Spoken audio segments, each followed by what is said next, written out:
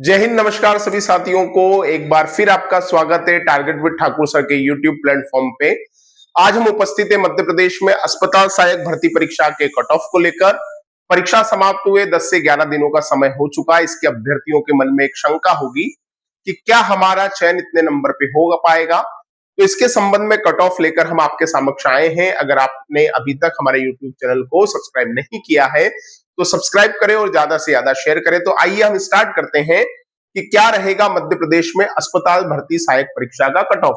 तो cut off की अगर बात करें तो अनरिजर्व कैटेगरी में मेल अगर आप कैंडिडेट है तो ये कट ऑफ 78 से 79 तक आपका जा सकता है।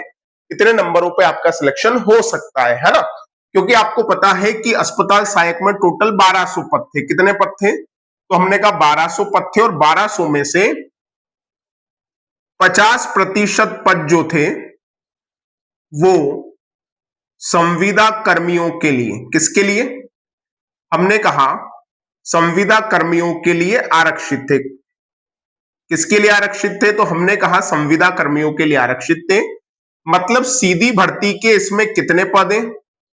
तो हमने कहा सीधी भर्ती के इसमें केवल 600 पद हमको देखने को मिलते हैं।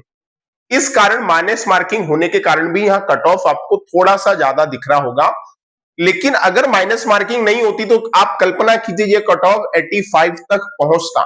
तो अगर मेल कैंडिडेट है तो 78 से 79 तक आपका कट ऑफ जा सकता है। वहीं फीमेल कैटेगरी में 76 से 78 तक कट ऑफ के जाने की संभावना है। हो सकता है 1-2 नंबर कम चला जाए। तो जिनके भी यहां से 1-2 नंबर कम है वो भी अपनी उम्मीदों को बनाए रखें। अगर ओबीसी कैटेगरी के आप इस विद्यार्थी हैं तो 77 से 78 के बीच कट ऑफ के जाने की संभावना है और फीमेल कैटेगरी के लिए कट ऑफ 75 से 76 के बीच जाने की संभावना है। अगर ईडब्ल्यूएस कैटेगरी की बात करें तो कट ऑफ 75 से 76 के बीच जा सकता है और अगर फीमेल कैटेगरी की बात करें तो ये कट ऑफ 74 से 75 तक जाने की संभावना है। अगर एससी कैटेगरी की बात करें तो ये कट ऑफ 72 से 73 तक जा सकता है और वहीं फीमेल कैटेगरी में ये कट ऑफ 71 से 72 तक जा सकता है ना। ये जो कट ऑफ है ये संभावनाओं पर आधारित है कि परीक्षा का पैटर्न किस आधार पे है, पद कितने हैं, क्या माइनस मार्किंग है या नहीं है, उस आधार पे एक हमारा विश्लेषण है। अगर एसटी की बात करें तो कट ऑफ 69 से 70 तक जा सकता है मेल में और फीमेल में 67 से 69 तक जा सकता है। तो ये कट ऑफ है मध्य प्रदेश में अस्पताल सहायक भर्ती परीक्षा का संभावित कट ऑफ है ना। हमने एक विश्लेषण के आधार पे इसे बनाया है।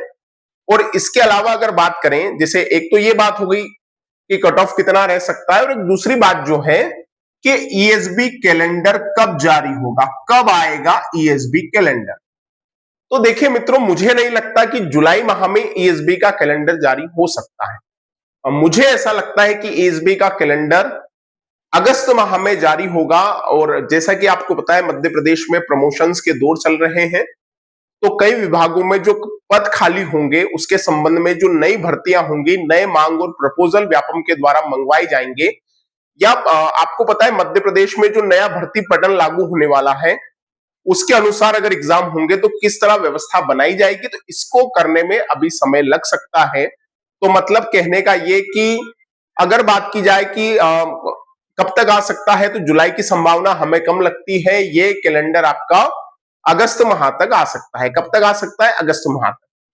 तो अब विद्यार्थी क्या करें? क्या अगस्त माह तक कैलेंडर का वेट करें? तो अगर दोस्तों आप अगस्त माह तक कैलेंडर का वेट करेंगे तो फिर आप बड़े दुखी होने वाले हैं। क्योंकि आपको पता है मध्य प्रदेश में जिस तरह एग्जाम ली जाती है, नोटिफिकेशन निकलता है, उसके 30 से 35 दिन बाद एग्जाम होने वाली हो जाती है। जैसे आपने कृषि विस्तार अधिकारी में देखा, 2 जुलाई को नोटिफिकेशन निकला, 3 अगस्त से एग्जाम थी, लेकिन एमपीपीएससी की एग्जाम होने के कारण 2 या 3 से शायद एग्जाम थी, लेकिन एमपीपीएससी की एग्जाम होने के कारण उस एग्जाम को 3 दिन आगे बढ़ाया, मतलब अब 5 अगस्त से होगी।